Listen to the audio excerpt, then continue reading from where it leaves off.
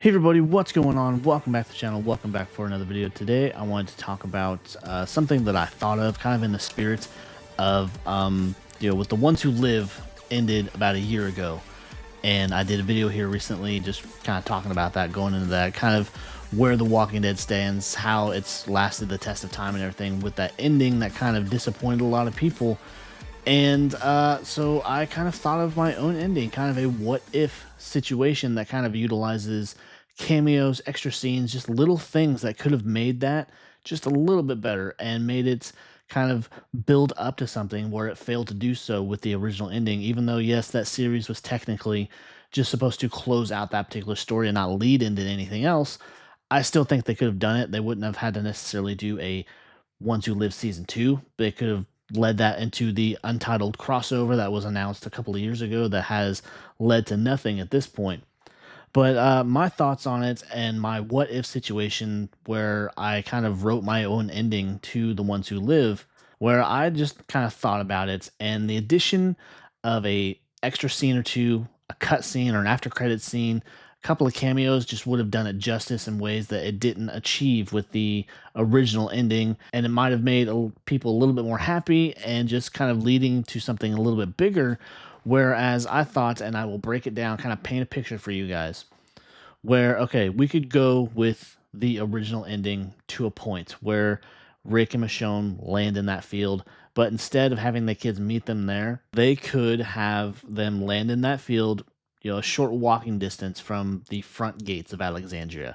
And I realize, yes, the gates of Alexandria and the set as a whole has been down since the end of the original flagship show, and the pieces at this point are being cut up and sold off. I actually have my own piece right behind me if you can't see kind of the corner of it. But they could have done this where, and just kind of like I mentioned, kind of set the scene here where they land in that field, they walk to the gates of Alexandria. You have the whole front gate there. They don't even have to reconstruct the whole thing, just the front gate. And as they approach it, it slowly opens. We have Aaron, we have Gabriel, we have maybe select other survivors, and then their kids kind of push through them and run out that front gate towards them, have this big emotional ending, big emotional reunion. And it's already right there with just that extra little bit of effort, ties up some loose ends and kind of just gives people that satisfaction of these handful of reunions. Yes, we still have the big one, which is Rick and Daryl. Hopefully we get to that. I'm my faith is breaking down a little more and more by day. But with that scene alone, we have the tie up of some of our core group of survivors and the kids. RJ getting to meet his dad for the first time, Judith seeing him after so long of not knowing what happened to him and probably didn't really have any solid memories of him. And from there, they can have this big emotional thing going on, this scene, people hugging each other, people, the whole thing, just the whole shebang of everyone glad that he's home, glad that he's alive, and just kind of maybe some scenes where they don't have any audio, just have them laughing and crying and hugging each other or whatnot. And then cut back to the day of the explosion. Have that plastered across the bottom of the screen. The day of the explosion, however long it was between that day and the day that Rick got home. And then amongst all the chaos of all the walkers and the rubble and everything going on, we have a random CRM soldier pop up out of the rubble, kind of dig his way out, avoiding walkers as he does it, kind of shoving his way through. And he hears one of those homing beacons going off, like Rick had with Michonne when the helicopter crashed into that building, and he's so adamant about switching that on so they can be found. This is, I guess, more of a local kind of one where it's putting off an audible sound. And he tracks that down. The soldier tracks it down, digs through this rubble, and we find Thorn. She is alive somehow. Suspend disbelief, because that's just kind of what a lot of this is anymore. But he pulls Thorn out of there. She's barely conscious. She kind of knows what's going on.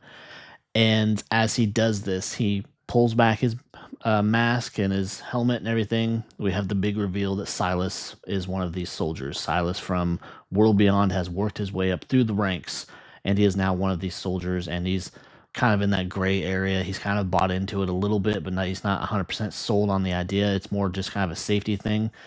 But he finds Thorn. He calls Mayday, Mayday on the radio, we need backup. We've been attacked. We have injured soldiers here. And it kind of cuts there where another undetermined amount of time passes, but we fast forward back to that moment where Rick is home, and maybe it's later in the day, maybe it's a couple days later, where we just have the front gate of Alexandria being viewed through a pair of binoculars, and we hear the familiar voice of Pearl Thorne, who says, "This is where we tracked him down to, the place that he fought so hard to get back to. What are your orders?"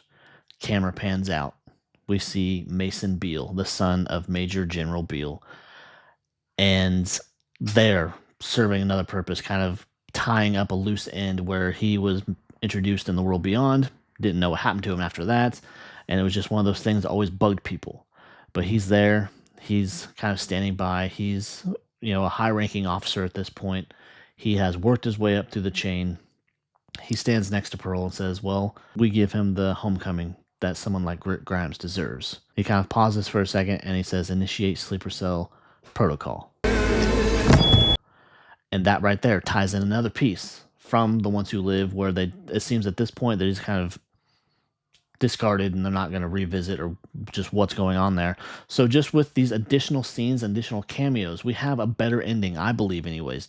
It would have tied into so much more. It would have kept certain storylines alive, like the CRM. The storyline as it lies with the CRM now has been just kind of discarded. It's forgotten, and they've just taken this plot that was built up over multiple shows, multiple seasons, and just kind of said, "Fuck it, we're done." And with this is how they could lead into the crossover event where we bring everybody home to face this final threat of the CRM, of these sleeper cells, these agents that Beale said that were planted all over the world, all over these different communities.